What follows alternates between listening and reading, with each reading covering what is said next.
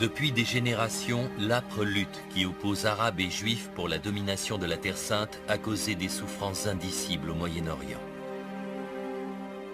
On affirme souvent que la crise a débuté avec l'émigration juive en Palestine et la création de l'État d'Israël. Pourtant, le conflit a pris racine bien avant, avec le double jeu des Britanniques durant la Première Guerre mondiale.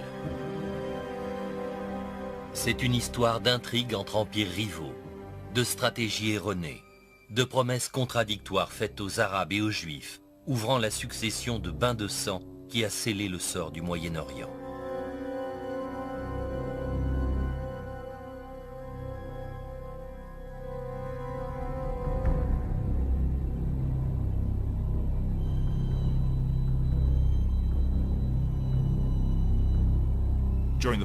Durant la Première Guerre mondiale, les Anglais, les Français et les Russes avaient secrètement prévu de morceler l'Empire ottoman afin d'équilibrer leur visée coloniale.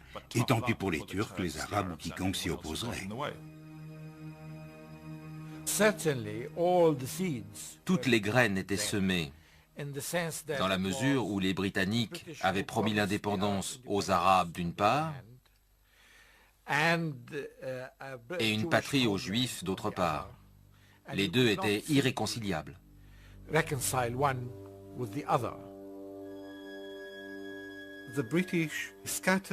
Les Britanniques distribuaient les promesses à tous ceux qui pouvaient leur être utiles, sans penser aux conséquences. La duplicité et le double jeu des Anglais ont beaucoup fait pour installer le conflit en Palestine. Durant un conflit, on n'est pas avare d'offres généreuses pour les futurs accords de paix. Mais lorsqu'on arrive à la table de conférence, à la fin de la guerre, et qu'il faut honorer ses engagements, on doit décider où sont ses intérêts. Les Anglais voyaient le Moyen-Orient comme le rempart occidental de leur domination aux Indes et en Asie en général.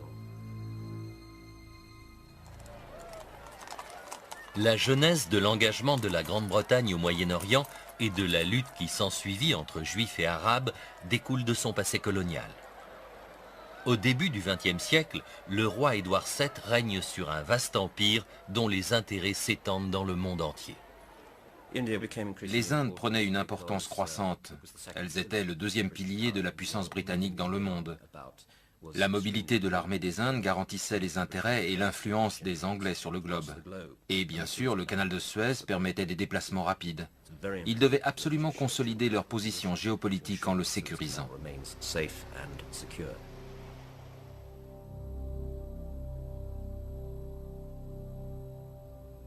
Dans ce but, la Grande-Bretagne est la première puissance européenne à s'établir solidement au Moyen-Orient. Dans les principautés du Golfe Persique, à Aden et en Égypte.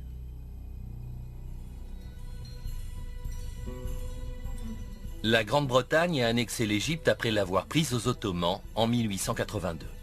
En 1914, lorsqu'elle en fait un protectorat, le Caire est devenu le centre de sa puissance au Moyen-Orient.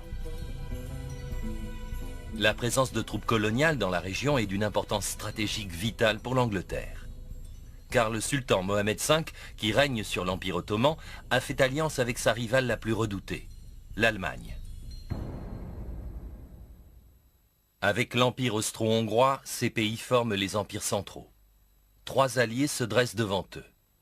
La Grande-Bretagne, la France et la Russie.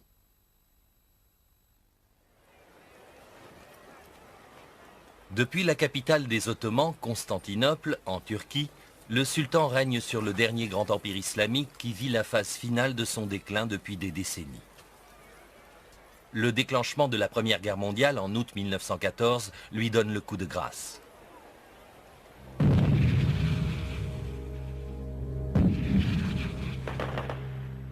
En Europe, l'avance rapide des Allemands est stoppée par les Anglais et les Français sur le front ouest. À l'est, le conflit entre la Russie, l'Allemagne et l'Autriche-Hongrie aboutit également à une impasse. Mais les armes dévastatrices de l'ère industrielle font chaque semaine des milliers de morts dans les tranchées des deux camps. Toutes les grandes puissances pensaient que la guerre serait terminée en quelques mois.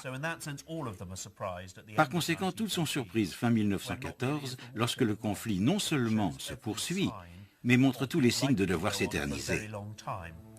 À ce moment-là, on commence à réfléchir à de nouveaux moyens de vaincre.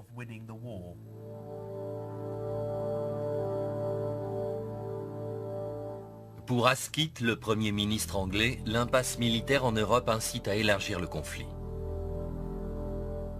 Avec le ministre des Affaires étrangères, Lord Grey, celui de la guerre, Lord Kitchener, et le premier lord de l'amirauté, Winston Churchill, il met au point une stratégie complexe pour ébranler les empires centraux. C'était une guerre mondiale et les Anglais voyaient le Moyen-Orient dans ce contexte mondial.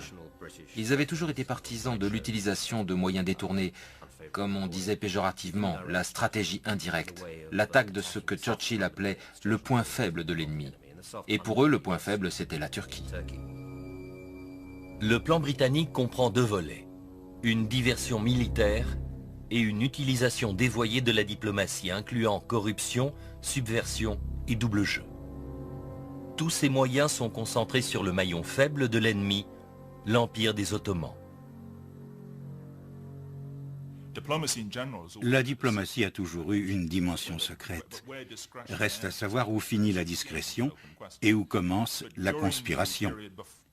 Avant et pendant la Première Guerre mondiale, il y a eu des négociations très intenses entre les grandes puissances coloniales, françaises, russes, anglaises, impliquant aussi les Italiens, sur ce qu'elles feraient à la fin de la guerre quand l'Empire ottoman éclaterait.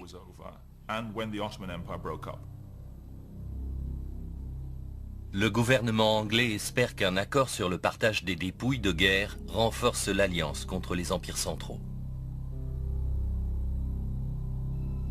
La Russie souhaite depuis longtemps avoir accès à la Méditerranée. Dans un traité secret de mars 1915, la Grande-Bretagne et la France font au tsar un cadeau d'une importance géopolitique vitale à ses yeux, Constantinople.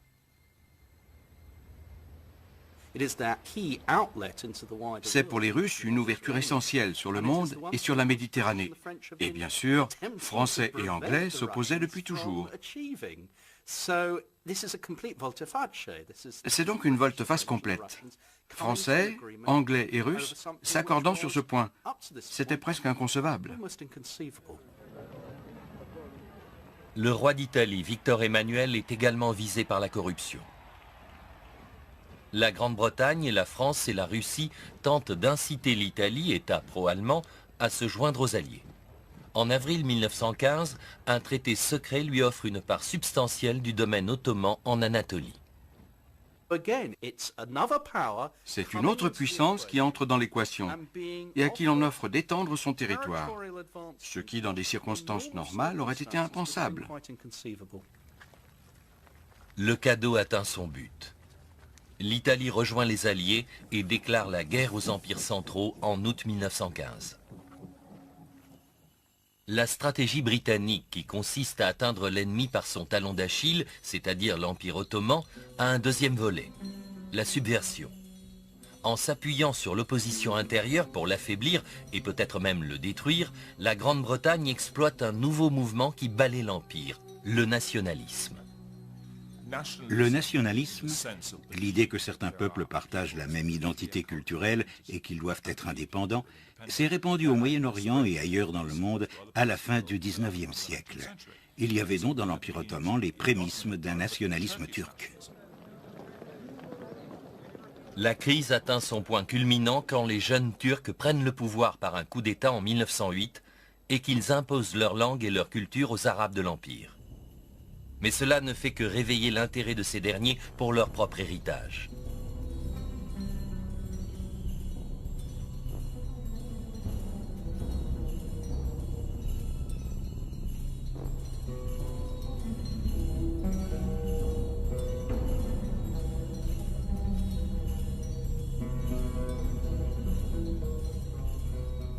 Mille ans auparavant, les Arabes ont apporté leur technologie et leur littérature à l'Ouest, et leur religion, l'islam, s'est répandue dans presque toute l'Asie, l'Afrique du Nord et le sud-ouest de l'Europe. L'idée de retrouver cette grandeur historique hante la conscience des intellectuels. Au début de la Première Guerre mondiale, l'antagonisme entre Arabes et Turcs s'est intensifié.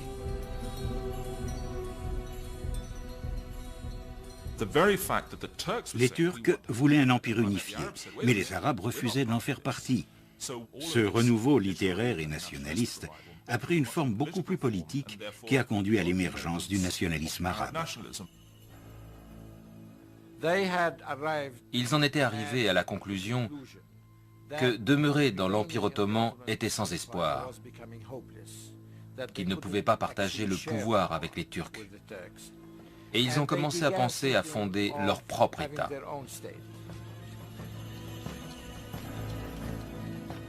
Été 1915. Les services de renseignement anglais confirment que le mouvement nationaliste arabe représente la brèche que le gouvernement attendait.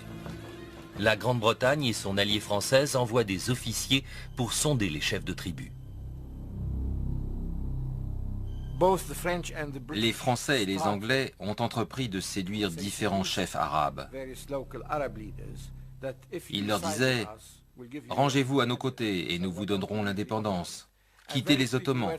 Et plusieurs ont été tentés. S'ils pensaient vraiment y gagner leur indépendance, pourquoi ne pas prendre le parti des Européens contre les Ottomans? L'idée est d'inciter les Arabes à la révolte contre leur suzerain et de créer une diversion, ce qui bloquerait les empires centraux au Moyen-Orient.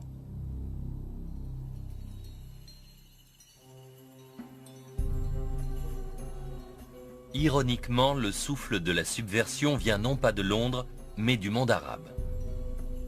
Du Hedjaz, plus précisément, en Arabie occidentale, dont le souverain, le shérif Hussein, est déterminé à étendre son domaine politique et géographique. Il pense pouvoir y parvenir avec l'aide des Anglais. De leur côté, ces derniers sont impressionnés par le prestige de la famille du shérif Hussein, gardienne des lieux saints de l'islam. C'étaient les Hachémites. Ils descendaient de la famille de Mahomet. Ils étaient les Bani Hachem, les fils de Hachem, et le shérif Hussein était leur chef. Il était responsable de la Mecque et de Médine. Bien qu'il ait travaillé pour les Ottomans avant la guerre, une fois les hostilités déclarées, il a saisi sa chance. Une chance aussi pour les Anglais, qui voient dans le soutien au shérif Hussein un moyen de menacer l'emprise ottomane sur la direction politique du monde islamique, le califat. Les Britanniques, parce qu'ils combattaient les Ottomans et que ceux-ci se disaient les vrais représentants de l'islam, voulaient un contre-pouvoir. Et ils l'ont trouvé en la personne du shérif Hussein, descendant du prophète. Mais ce dernier parlait de libérer les terres arabes, de bâtir un nouvel État national. Il voulait être le roi de tous les Arabes, pas seulement de l'Arabie. En juillet 1915, le shérif Hussein fait parvenir un message à Sir Henry McMahon, le haut-commissaire britannique au Caire.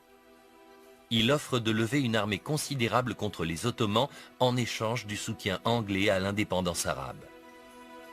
Dans la correspondance secrète qui s'ensuit, on fait comprendre à Hussein qu'il peut compter sur l'appui britannique pour réaliser certaines de ses ambitions en cas de défaite ottomane.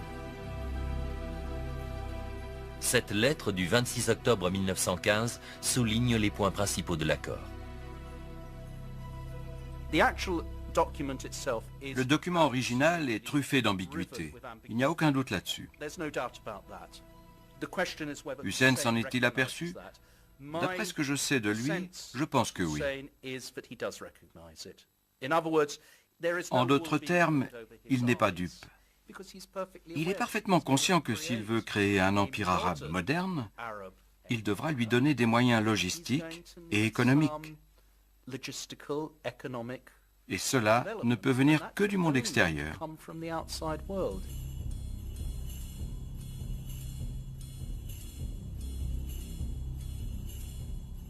Prenant les assurances britanniques pour argent comptant, Hussein et ses fils, Faisal et Abdullah, rassemblent une force importante.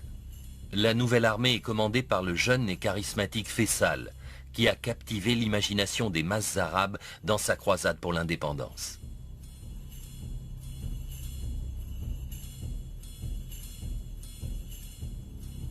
Mais au moment même où Hussein et Faisal mobilisent leurs troupes, les Anglais se préparent à les duper.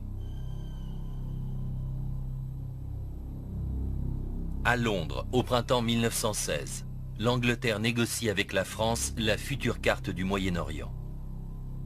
Derrière des portes closes, Sir Mark Sykes, du ministère des Affaires étrangères britannique, rencontre son homologue français, François-Georges Picot. En cas de victoire, les Anglais savent qu'il est indispensable d'offrir à la France une part des dépouilles de l'Empire ottoman.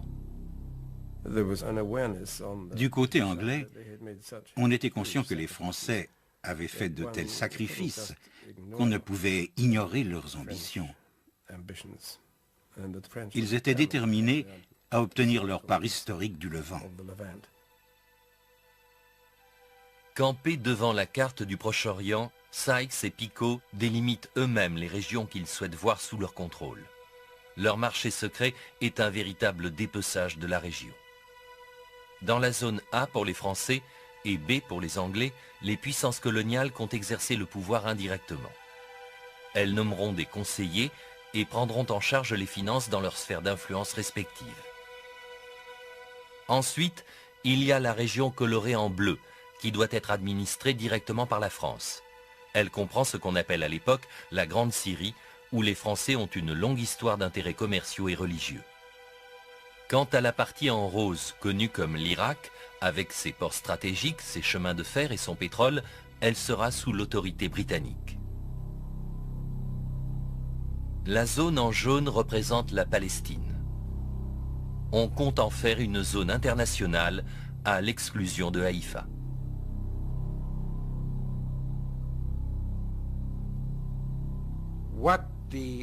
Ce que voulaient les Anglais, c'était le pétrole d'Irak.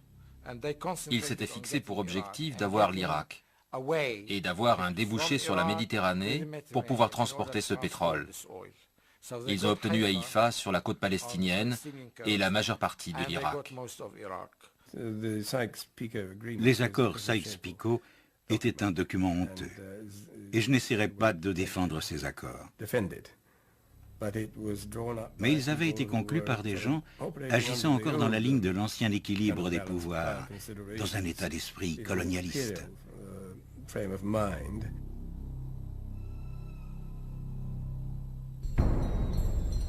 Ignorant ce qui se trame derrière leur dos, Hussein et Faisal proclament l'indépendance et en juin 1916, ils attaquent les troupes turques.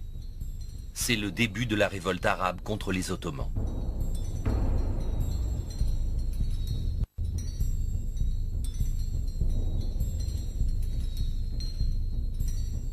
La garnison turque de la Mecque est vite submergée et le port de Djeddah est pris. En 1917, les forces de Hussein et de Faisal poussent au nord et affrontent les Ottomans le long de la voie ferrée du Hedjaz. Les Anglais considèrent que la révolte arabe fait partie de leur stratégie de diversion militaire contre les empires centraux.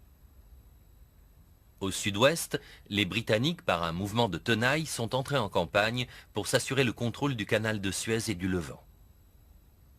Au sud-est, ils se battent pour s'emparer des puits de pétrole irakiens. Tout cela pour attaquer les empires centraux en leur point le plus vulnérable, l'Empire ottoman. Les Arabes avaient lié leur sort aux Anglais. Ils considéraient qu'ils se battaient avec les Alliés, mais en même temps, ils n'étaient pas incorporés à l'armée britannique. Ils continuaient à fonctionner comme une armée indépendante.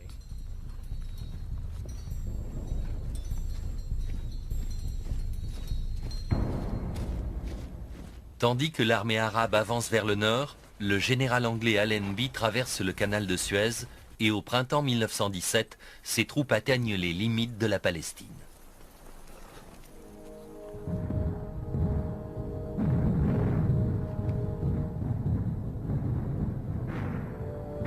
Mais en Europe, les Anglais sont toujours en mauvaise posture. La tentative de percer des lignes allemandes dans la Somme a fait gagner bien peu de terrain en regard des pertes colossales en vie humaine.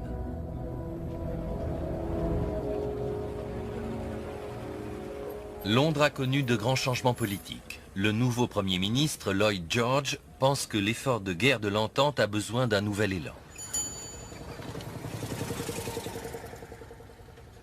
Jusqu'à présent, l'Amérique a conservé sa neutralité. Mais Lloyd George est convaincu que cela peut changer, car il existe un groupe puissant qui pourrait influencer le gouvernement américain. Lloyd George pensait que la décision américaine de s'engager ou non dépendait essentiellement de l'opinion publique et que le soutien des Juifs pourrait faire pencher la balance d'un côté ou de l'autre. Rappelez-vous que le ministère des Affaires étrangères anglais surestime largement le pouvoir de la communauté juive internationale, en particulier celui des riches élites de la finance et du commerce. Ce qu'il y a d'extraordinaire dans cette situation, c'est que les Britanniques en particulier voient le monde juif comme une entité collective monolithique. Dans cette optique, ils commencent à considérer le rôle des Juifs pendant la guerre comme un élément potentiellement important. Et du point de vue des Alliés, autre fait remarquable, cette entité monolithique est pro-allemande. De nombreux Juifs de la haute société allemande ont en effet des relations privilégiées avec le ministère des Affaires étrangères du Kaiser. Un nouveau mouvement nationaliste juif, le sionisme, a établi son quartier général à Berlin. Le sionisme est né dans les années 1880, avec la publication par Theodor Herzl d'un livre prônant la création d'un État juif. L'ouvrage fait sensation chez les intellectuels d'Allemagne, d'Autriche et de Russie, qui partagent son indignation devant l'intensification du sentiment anti-juif.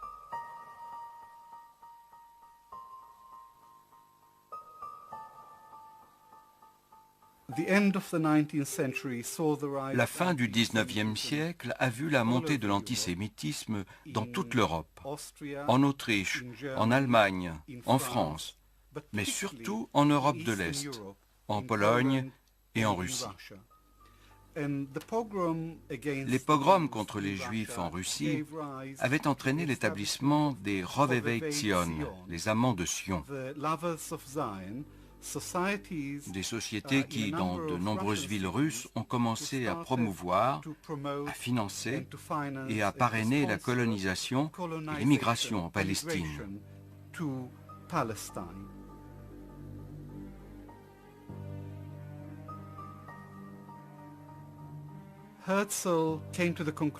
Herzl était arrivé à la conclusion que les Juifs n'étaient en sécurité nulle part en Europe et que la seule solution était qu'ils aient leur propre État, sur lequel ils pourraient exercer leur souveraineté et où ils ne seraient pas une minorité.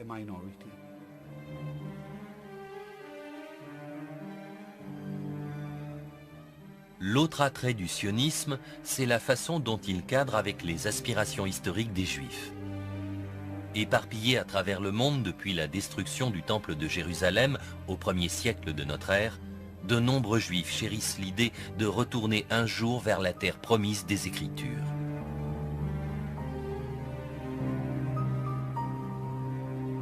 En fait, il existe déjà un petit noyau de Juifs autochtones en Palestine. Mais même avec l'installation de colonies pendant toute la fin du XIXe siècle, la communauté juive tout entière représente à peine 8% de la population en 1914.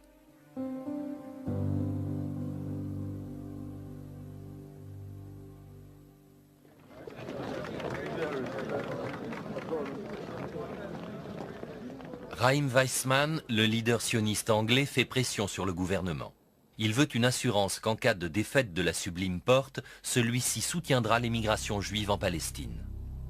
Début 1917, Lloyd George, persuadé que les Juifs parlent d'une seule voix, est convaincu que le sionisme est un mouvement nationaliste qui doit également être récupéré par la cause alliée. En mars, Mark Sykes entame des négociations avec Weizmann.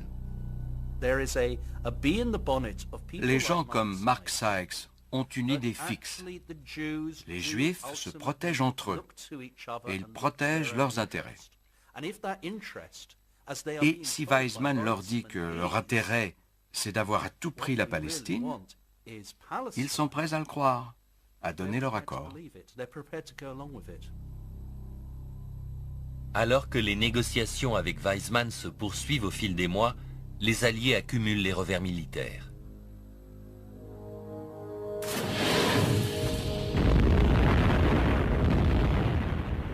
La campagne sous-marine allemande porte de rudes coups à la flotte marchande britannique. Et malgré l'entrée en guerre des États-Unis aux côtés des Alliés, le président Woodrow Wilson n'est pas disposé à envoyer des troupes nombreuses.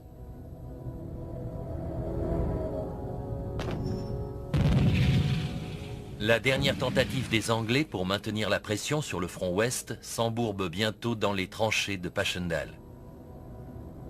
Des milliers de jeunes gens perdent la vie dans une nouvelle campagne inutile. Le moral des troupes est en chute libre. Mais la menace la plus grave pour la machine de guerre alliée vient de l'Est. La Russie est au bord de l'effondrement. Les Allemands lui ont infligé des défaites écrasantes et le pays, épuisé par la guerre, se désintègre à force de pénuries alimentaires, de grèves et de manifestations. Lorsque la révolution détrône le tsar, l'Angleterre et la France sont sérieusement alarmées. Le fait est qu'avec la chute de la Russie tsariste et de son effort de guerre, les Allemands ont virtuellement gagné la Première Guerre mondiale, à moins que les Américains n'interviennent. Il est impossible que les Anglais et les Français vainquent les Allemands par leurs propres moyens.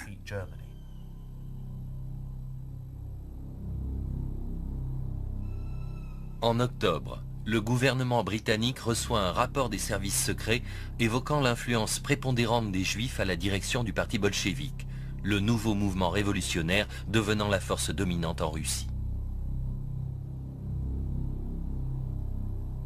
Lloyd George craint que les communistes ne se désengagent du conflit.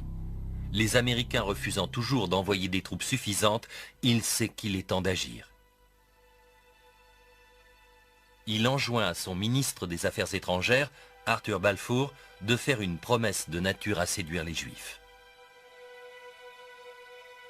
Le gouvernement de Sa Majesté envisage favorablement l'établissement en Palestine d'un foyer national pour le peuple juif et emploiera tous ses efforts pour faciliter la réalisation de cet objectif. La déclaration Balfour est publiée le 2 novembre 1917, au moment même où les troupes britanniques occupent la Palestine.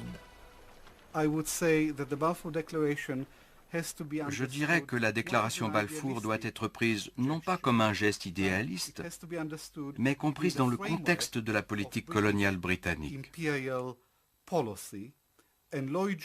Et Lloyd George était l'instigateur principal de cette déclaration, parce qu'il croyait que cela servirait les intérêts de son pays.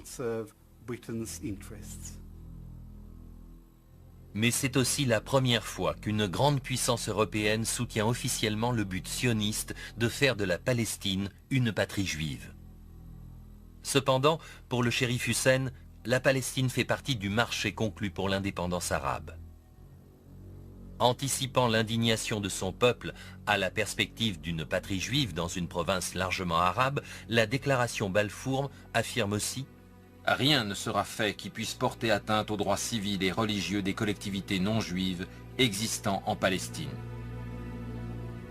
Néanmoins, la déclaration semble exprimer l'appui britannique à l'émigration juive.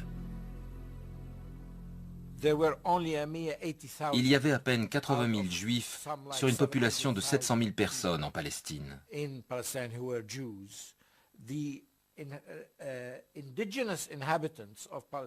Ils appelaient les Palestiniens autochtones des habitants non juifs. Et la Palestine était identifiée déjà à ce stade comme terre juive, alors que les autres n'avaient pas d'identité définie. C'était juste des non-juifs.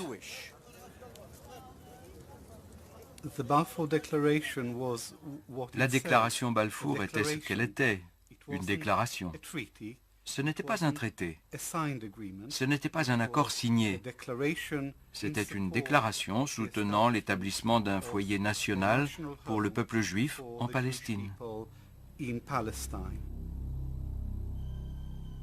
En fait, le seul traité que l'Angleterre ait signé sur la Palestine, ce sont les accords secrets Sykes-Picot avec la France. Le 7 novembre, quelques jours après la déclaration Balfour, les bolcheviks prennent le pouvoir en Russie. Lloyd George espère qu'elle aura l'effet escompté, apaiser les Juifs de la direction du parti. Que sont-ils censés vouloir à tout prix en tant que Juifs? La Palestine. C'est un postulat parfaitement illogique. Ça n'a aucun sens parce que ces gens, on pense à Trotsky, Zinoviev, à Yaffe, à certains grands leaders de la révolution russe d'octobre. Ces gens, bien sûr, sont des internationalistes. Il y avait 15 à 20 juifs aux échelons supérieurs du parti. La plupart étaient antisionistes. Et après qu'ils aient pris le pouvoir, ils ont publié une déclaration disant que le sionisme était un complot capitaliste, une idée capitaliste. Le rapport peu fiable des services secrets sur lequel Lloyd George base sa stratégie va avoir des répercussions majeures pour la Grande-Bretagne. En quelques semaines, les nouveaux chefs de la Russie font exactement le contraire de ce qu'il attend.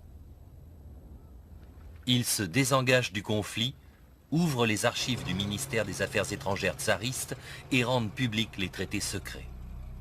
Ces traités que les Anglais ont manigancés avec leurs alliés pour dépecer l'Empire ottoman et dont les Russes étaient partie prenante. Bien entendu, c'était très embarrassant pour les alliés occidentaux. Ils avaient conclu toutes sortes de marchés en coulisses, dans lesquels ils s'étaient distribués de grandes parties du monde,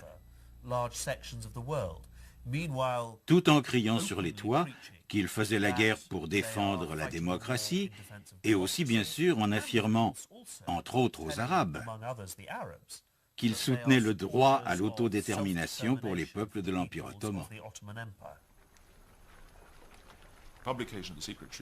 La publication des traités secrets par les bolcheviks a créé une énorme suspicion dans le monde arabe.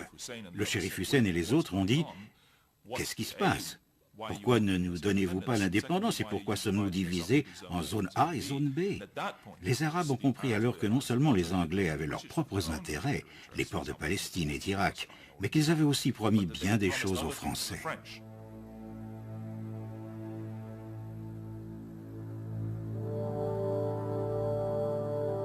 C'est dans ce climat de confusion et de suspicion chez les Arabes que le général Allenby entre dans Jérusalem, accompagné de Sykes, Picot et de nombreuses autres personnalités alliées. Les forces dirigées par les Anglais se sont emparées de la ville sainte en décembre 1917. Les chefs de la révolte arabe, eux, ont disparu.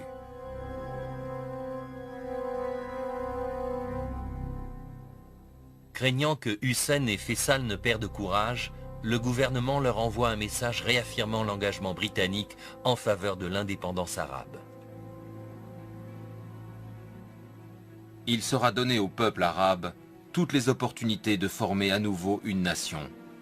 Ceci ne peut être réalisé que par l'unification des Arabes. La Grande-Bretagne et ses alliés poursuivront une politique ayant cette unité pour objectif. Hussein reste loyal envers les Alliés parce qu'il veut croire aux promesses anglaises d'indépendance. Mais il parle de régler ses comptes après la guerre.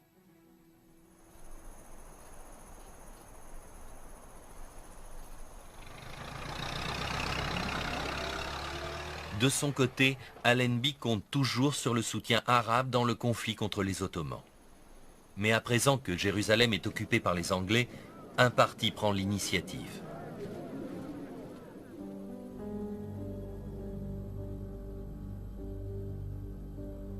En avril 1918, Chaim Weizmann et la Commission internationale sioniste viennent en Palestine poser les fondations d'une université hébraïque. Ils espèrent qu'elle deviendra le centre intellectuel du sionisme. Mais la visite de Weizmann cause de vives inquiétudes et une grande indignation dans la population arabe. Et quand il rencontre le général Allenby avec le grand rabbin de Jérusalem, il semble bien que l'Angleterre se prépare à honorer la déclaration Balfour.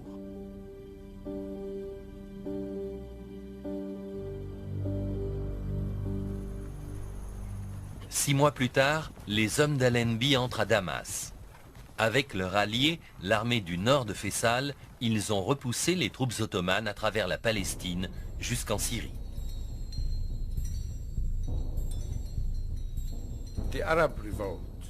La révolte arabe a contribué à la victoire alliée de nombreuses manières. Premièrement, elle a protégé le flanc britannique en Palestine. Deuxièmement, elle a occupé un grand nombre de soldats turcs et allemands.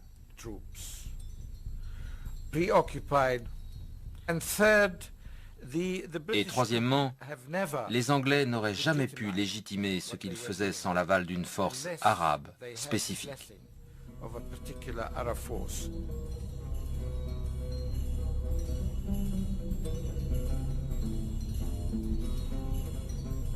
Le 3 octobre, les habitants de Damas se pressent au défilé de victoire de Faisal. S'il doit prendre le pouvoir, il sait que sa présence est indispensable. Il doit être vu par le peuple comme son libérateur.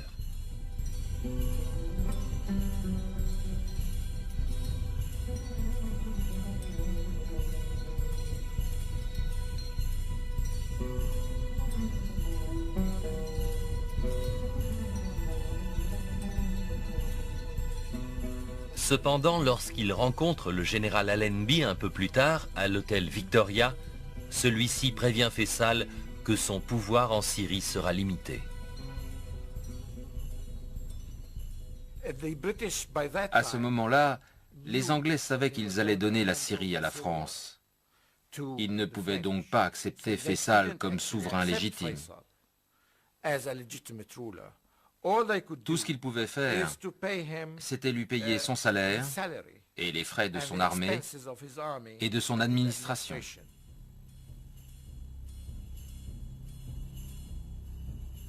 Nullement intimidé par les avertissements d'Allenby, Faisal prend le titre de gouverneur de Damas. Avec le soutien de son père, le shérif Hussein, il entreprend la création d'un réseau d'influence dans le but d'établir un État arabe indépendant. Le 31 octobre, la sublime porte capitule. Et à 11 h, le 11 novembre 1918, les canons se taisent en Europe. C'est la fin de la guerre contre les empires centraux.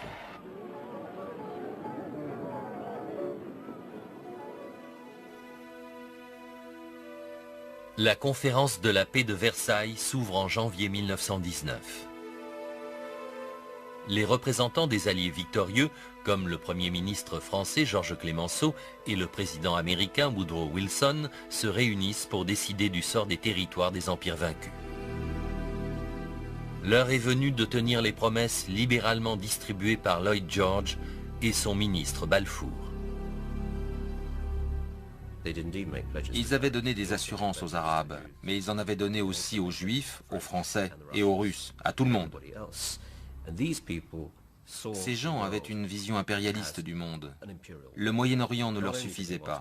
Ils voulaient aussi démembrer la Russie. C'était la dernière bonne occasion pour les puissances coloniales de se tailler la part du lion, surtout qu'il n'y avait personne pour les arrêter. Mais l'Angleterre et sa vieille alliée, la France, se heurtent au président Wilson et à sa vision d'un nouvel ordre mondial encourageant l'autodétermination nationale.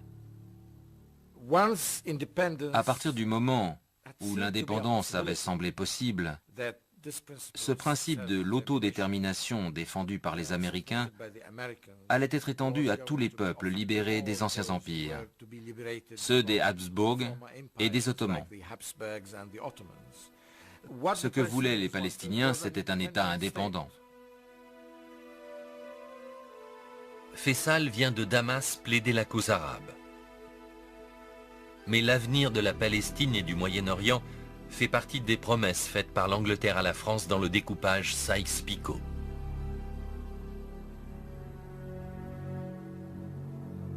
En l'occurrence, pour les peuples du Moyen-Orient, les principes d'autodétermination de Wilson sont oubliés.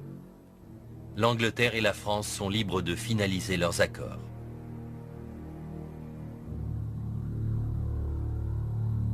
Mais que deviennent les promesses des Anglais aux Juifs à propos de la Palestine? À Versailles, au cours des négociations avec les États-Unis, la France et l'Italie, Balfour écrit dans une note confidentielle: Les 4 grandes puissances sont engagées en faveur du sionisme. Et le sionisme, bon ou mauvais, est ancré dans des traditions millénaires, dans des besoins actuels et dans des espoirs futurs d'une bien plus grande importance que les désirs ou les préjugés des 700 000 Arabes qui vivent sur cette terre antique. Cela ressemble à une pleine adhésion au sionisme. Pourtant, quelques articles plus loin, Balfour sous-entend des intentions beaucoup plus cyniques. En ce qui concerne la Palestine, les puissances n'ont fait aucune déclaration de politique, du moins par écrit, qu'elles n'aient toujours eu l'intention de violer.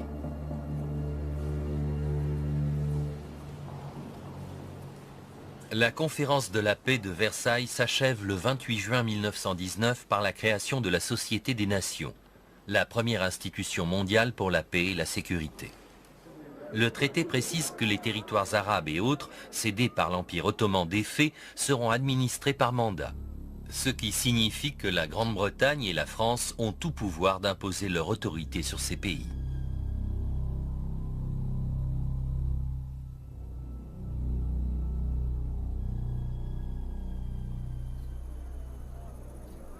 Le 21 novembre 1919, François-Georges Picot, co-architecte des accords Sykes-Picot, et le général français Gouraud arrivent à Beyrouth.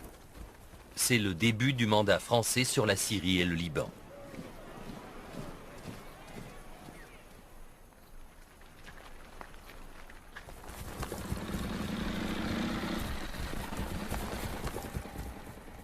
Les forces britanniques qui occupaient la région depuis qu'elles en avaient chassé les Turcs durant les derniers mois de la guerre transmettent le pouvoir aux Français, honorant ainsi leurs engagements.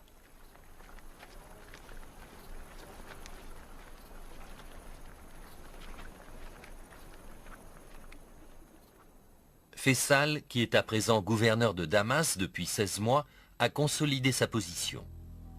Lorsqu'il est proclamé roi par le Congrès national syrien, les Français sont ulcérés et le général Gouraud envoie ses troupes. Le 7 août 1920, Faysal est déposé et doit s'enfuir en Palestine.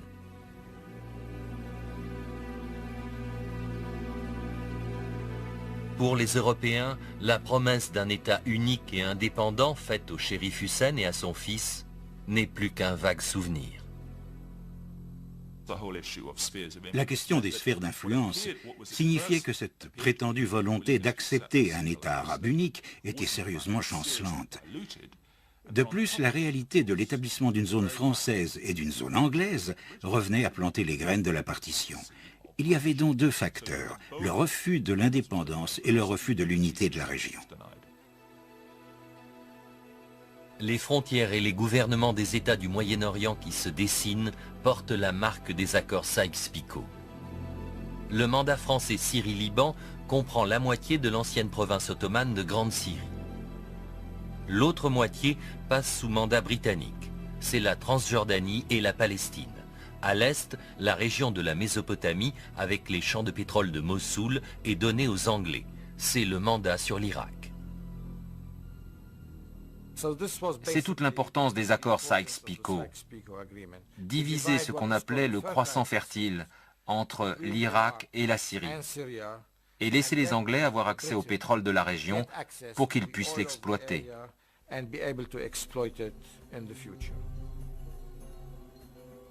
Le peuple irakien rejette l'autorité britannique jusqu'à ce que Faysal soit fait roi en juillet 1921. L'Angleterre espère que les pouvoirs limités qui lui sont dévolus satisferont les exigences d'indépendance frustrées des Arabes. Mais le shérif Hussein attend plus des Britanniques. Il n'avait jamais abandonné l'idée que les Anglais lui avaient promis l'indépendance, pas seulement en Arabie, mais aussi en Syrie et en Irak. Et il voulait qu'ils tiennent leurs promesses. Le shérif Hussein ne réalisera que partiellement son rêve d'un royaume arabe gouverné par les Hachémites. Car si son autre fils Abdullah devient roi de Transjordanie, leur vieux rival, Ibn Saoud, chasse les Hachémites du Hedjaz en conquérant toute la péninsule arabe.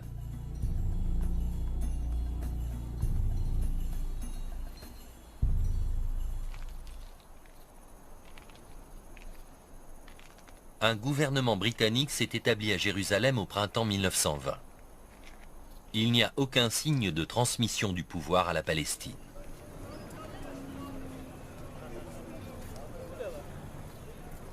La Palestine est une terre sacrée pour 3 religions. Les Juifs y forment une petite minorité qui vit en harmonie avec les chrétiens et la vaste communauté musulmane depuis des siècles.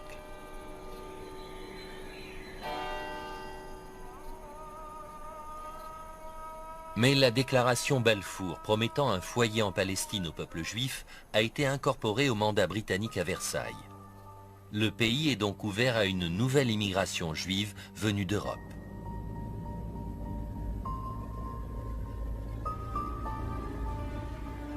Les manifestations de soutien sionistes donnent à penser que les Anglais vont tenir leur parole envers les Juifs et ignorer les espoirs d'indépendance des Palestiniens. Les Arabes avaient de solides arguments, mais de très mauvais avocats. Les sionistes avaient des arguments, pas aussi bons que ceux des Arabes, mais leurs avocats étaient brillants. Le sionisme est une des plus grandes success stories de relations publiques du XXe siècle. Et Chaim Weizmann illustre à la perfection les talents bien connus des Juifs pour la plaidoirie et la persuasion. Des talents évidents lorsque Weizmann et d'autres groupes sionistes contribuent au financement de l'achat de terres et de la construction de villages pour les immigrants. En même temps, des organisations politiques et des services de sécurité sont créés pour soutenir la patrie juive naissante.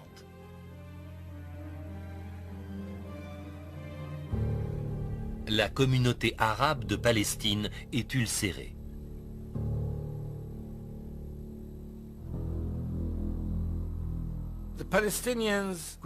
Les Palestiniens ne pouvaient concevoir que leur pays soit divisé ou donné à un autre peuple qui n'avait rien à voir au Moyen-Orient et qui était presque totalement européen à l'époque.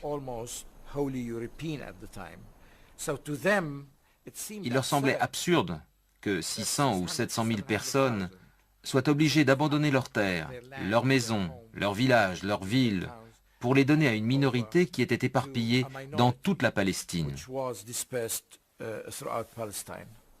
Après tout, la Palestine doit son nom à son peuple, les Palestiniens.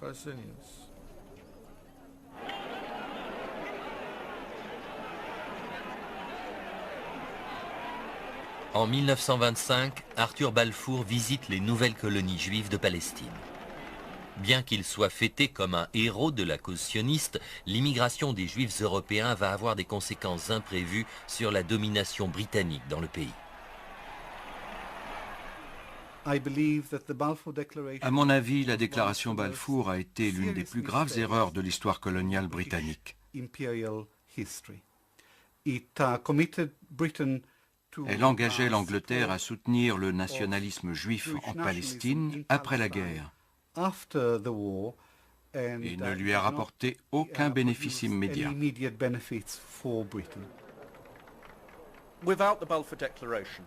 Sans la déclaration Balfour, il n'y aurait pas eu de véritable développement du foyer national juif et sa conséquence, c'est-à-dire la déclaration de l'État d'Israël en 1948, n'aurait pas eu lieu. Le parapluie anglais devait être déployé pour soutenir le foyer national juif naissant, essentiellement au niveau militaire. Le fait qu'il y ait eu des soldats anglais, des policiers anglais pour protéger les communautés juives est un élément crucial. C'était la seule façon de le faire.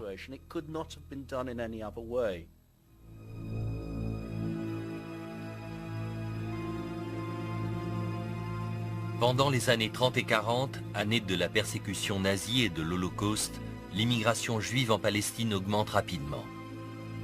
Mais ce qui est perçu comme une incursion étrangère par les Arabes et comme l'accomplissement d'un devoir historique par les Juifs mène rapidement à la polarisation et à la violence. En réponse aux attentats terroristes des Arabes, les Anglais limitent l'immigration. Une politique qui ne fait qu'exacerber le terrorisme juif.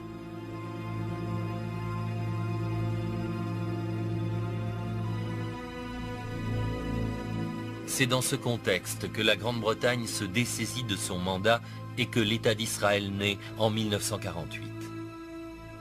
Lorsque le premier d'une longue série de conflits éclate entre le nouvel État et ses voisins, des milliers de Palestiniens arabes fuient leur pays. Les stratégies employées par l'Angleterre pour gagner la Première Guerre mondiale ont ouvert un abîme entre Arabes et Juifs. La conséquence la plus grave de la politique anglaise durant la guerre a été d'encourager à la fois le nationalisme arabe et le nationalisme juif. Après la Première Guerre mondiale, la Grande-Bretagne s'est retrouvée avec un héritage de double jeu et de trahison qui allait la hanter pendant longtemps. Il est évident que cela a joué un rôle dans la division du monde arabe en plusieurs États, dans la création de l'État d'Israël et dans la frustration des attentes des Arabes. Ce serait une erreur de prendre les accords Sykes-Picot comme excuse pour les problèmes actuels du Moyen-Orient. Mais oui, ce que nous voyons aujourd'hui résulte des doubles jeux de la Première Guerre mondiale et des espoirs frustrés de cette période.